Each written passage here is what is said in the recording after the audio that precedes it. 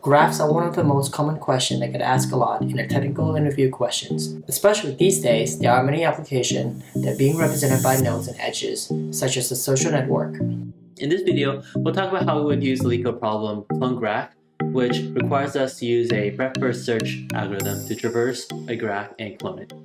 Alright, so feel free to pause this video and read this question to yourself. But here's a quick summary of the questions. So we are given an access to the input graph here on the left, and our goal is to make a deep clone copy. If you look at the node, we have access to the value of the node and its neighbors. All right, so let's talk about the terminologies. So first, we have a node, or specifically a graph node.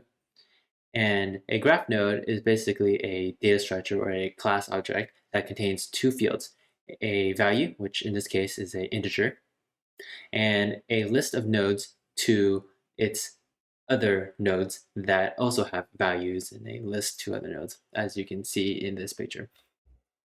Thanks, Scott. So we have this one node, which is connected to a 2-node and a 3-node. So the next section that the problem talked about is, now let's Scott talk to you about this part. All right, so let's talk about undirected. So if we have a relationship between node 1 and node 2, it implies that we can get from node 1 to node 2, and we can get from node 2 to node 1. In a directed graph, if there is a connection between 1 to 2, we can get from node 1 to node 2, but we can't get from node 2 to node 1. Yeah, so the next part of the problem mentioned that we want to make a deep copy of our graph. What does that mean? So in here, we have the graph that was given this problem, and on the right side, we have another graph. A deep copy of a graph means that we are taking the existing graph that we have, nodes 1, 2, 4, and 3, and we want to make a exact duplicate of them, meaning that we have a new 1 node that has a link to a new 2 node and a new 4 node, and so on and so forth. And I just want to quickly point out to the problem that in our graph representation that we have, the LeetCode problem gave us the input 2, 4, 1, 3, 2, 4, 1, 3. What this means is the first array at index 0, it actually refers to node 1. And node 1 is connected to the nodes 2 and 4. And that continues on for node 2, node 3, and node 4. Typically, when we're traversing the graphs, the two techniques that we can use is a breadth-first search and a depth-first search. In a breadth-first search, we are traversing through each layer at a time. So typically, we're going to go at the root node, in this case, which is 4. So we're going to traverse 4. The next layer over, as you can guess, is going to be 5 and 6. And the last layer is going to be 7, 10, 12, and 13. This technique is slightly different than the depth-first search, which, again, we're going to access from the root node. But instead of doing each layer at a time, we're going to go, first we're going to go to 4, then we're going to go to 5, and then we're going to go to 7. As the name implies, we are going to the depth of the graph. And the next one is we're going to go to 10, and the next one is 6, 12, and 13. We're going to talk more about this topic later, but for this problem, we're going to be focusing on the breadth-first search.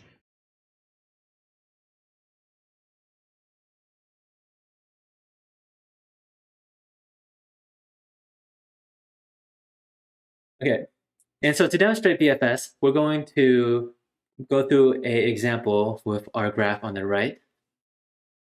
So first, step 1, we'll put our starting node 4 inside our queue in our visited set. Thank you, Scott. And we're going to iterate through our queue until it's empty. So the first thing we're going to do is we're going to pop the node from our queue, 4. Thank you. And we're going to add its children to the visited set and queue, which in this case, it's 5 and 6. So we're adding 5 and 6 to both the queue and the visited set.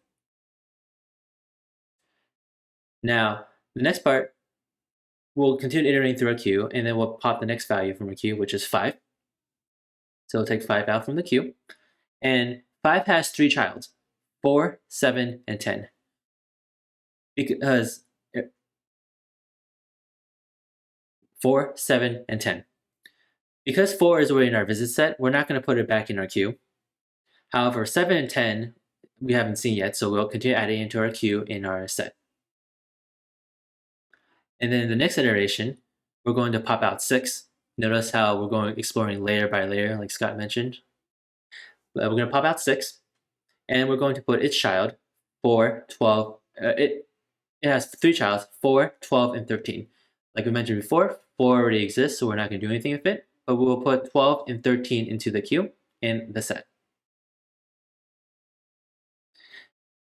And we continue. We pop 7 out of the queue, and we put its, and we see that its child 5 is already in the visit set, so we don't do anything. And then we pop out 10 from the queue. Same thing. And so we continue, and then we pop out 12, which we see 6 is already in the set, and so we continue, and then we get 13. And there we go. Because we're making use of the visited set, we are only visiting each node at most once. Therefore, we have the runtime complexity of big O of n. Same with runtime complexity, we only storing each node at most once into a queue. Therefore, the space complexity would be big O of n. Alright, let's code it up. We need to check to make sure the input is not null. Then we can define our queue and add a root node in there. We need a clone map to make sure we only visit each node once. Then we're going to mark the node as visited. We're going to iterate over a queue until it is empty. We're going to pull the node out of the queue, clone it, and mark it as visited.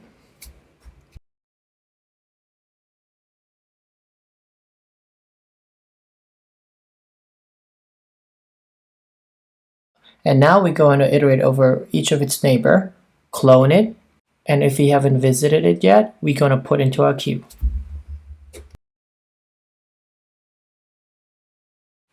So here Josh and I debated, and we realized that we don't need to make a new node every single time, because on line 38 we can guarantee that a clone node always exists in the map. And lastly, we just need to make sure we return back the clone root node. Finally, we're debating if we should double check our code, but we got lazy and just hit run. As expected, we got a bunch of error. So we fixed them up and hit run again, and it finally works.